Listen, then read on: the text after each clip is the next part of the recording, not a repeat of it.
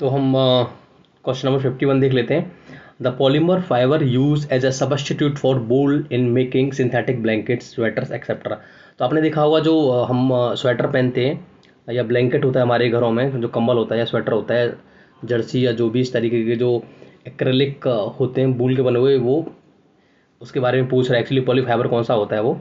तो नायलॉन के बारे में बात करूँ तो नायलॉन तो देखो नहीं होता है, उससे रस्सियाँ वस्सियाँ इस टाइप की चीज़ें बनाई जाती हैं, ठीक है। टेफ्लॉन और देखो ये तो होते हैं, इससे बर्तन बनते हैं, है ना। जस्ट जो क्रोकरी होती है बेसिकली, हार्ड कप होते हैं चाय के लिए, अब उस टाइप के जो बर्तन होते हैं घरों में, जो प्लास्टिक की घरों में जो प्लेट होती हैं वो बेकेलाइट की बनी होती है। और टेफ्लॉन के वो होते हैं जो फ्राई पैन से होते हैं वो टेफ्लॉन के बने हुए होते हैं। तो बीपीएससी का पूछा हुआ है 2024 में, यानी 70वीं बीपीएससी में ही बैकलाइट पूछा हुआ है, ठीक है।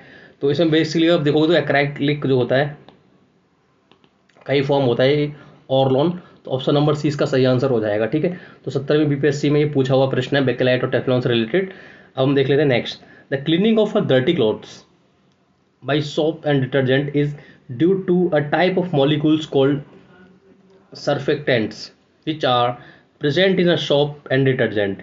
The surfactant molecules remove the dirt by, तो किसकी वजह से वो डर्ट कर वो रिमूव करते हैं, मेकिंग द क्लॉथ स्लिपरी, नहीं producing some gases between the dirt and cloth, नहीं तो कोई मतलब ही नहीं है इस चीज़ का, ठीक है। तो यहाँ पे डिजॉल्विंग द डर्ट, ये भी नहीं है।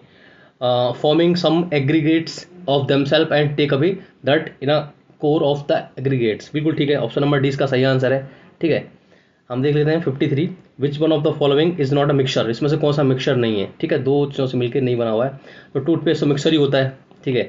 टॉयलेट सॉप भी मिक्सर होता है, विनीगर भी मिक्सर होता है। तो बेकिंग सोडा NaCO3, ठीक है, इसका सही आंसर हो जाएगा option number C. Which one of the following reducing agents can also act as a oxidizing agent, ठीक है। तो ऑक्सीडाइजिंग एजेंट क्या, हाइड्रोजन डाइसल्फाइड H2S, ये दोनों की तरह काम करता है। तो 54 का जो हो जाएगा, सॉरी SO2 ये नहीं, SO2 इसका सही आंसर है, SO2, ठीक है। SO2 इसका सही आंसर हो जाएगा, ठीक है। SO2 जो can act as a oxidizing agent as well as a reducing agent, ठीक है। दोनों की तरह ये यूज़ करता है, रिड्यूसिंग एजेंट की तरह भी काम करता है, और उसमें पूछ रखा है रिड्यूसिंग एजेंट और ऑक्सीडाइजिंग एजेंट, तो दोनों की तरह यूज़ करता है। जैसे आप देखोगे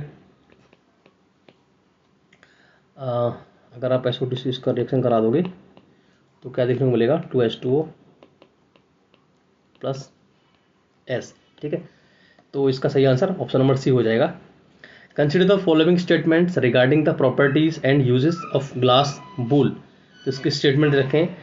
glass wool has a tensile strength greater than steel. Glass wool is a fire proof. Glass wool has a high electrical conductivity and absorb moisture. Glass wool is used to prepare fiber glass.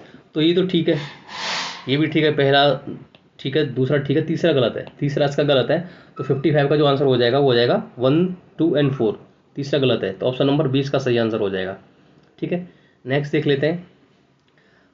Which one of the following has been producing can produce light by a chemical change. तो chemical change क्या होता है भाई, जिसमें एक नया कोई substance form होता है बेसिकली, ठीक है। जैसे आपका रस्टिंग ऑफ आयरन है, वो एक केमिकल चेंज है। तो इसमें देखोगे सन, मून, इलेक्ट्रिक बल्ब या लाइटिंग थंडर, ठीक है। तो सन ही इसका आंसर है भाई, वो इलेक्ट्रिक जो आपका न्यूक्लियर फ्यूजन है उससे एनर्जी क्रिएट करता है, ठीक है, प्रोड्यूस करता है एनर्जी, और एक केमिकल चेंज एक तरीके से, ठीक है। जैसे अगर आप देखोगे इसको इसको रिएक्शन करके देख लेते हैं। इसका हाइड्रोजन आयन है, टूटता है तो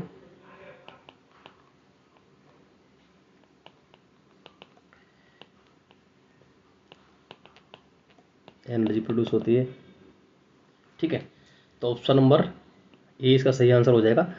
ये केमिकल चेंज है, न्यूक्लियर फ्यूजन से एनर्जी क्रिएट करता है, ठीक है। Woman desires to clean the surface of her gold ornaments by the chemical approach. तो हमने ये कल पढ़ा था भाई कि जो एक्वारेजिया होता है वो हम उसका यूज़ करते हैं। उसमें क्या होता है कि रूजा में HCl और HNO3 का ही मिक्सचर होता है बेसिकली। 3:1 का रेशो होता है, 3:1 का रेशो होता है।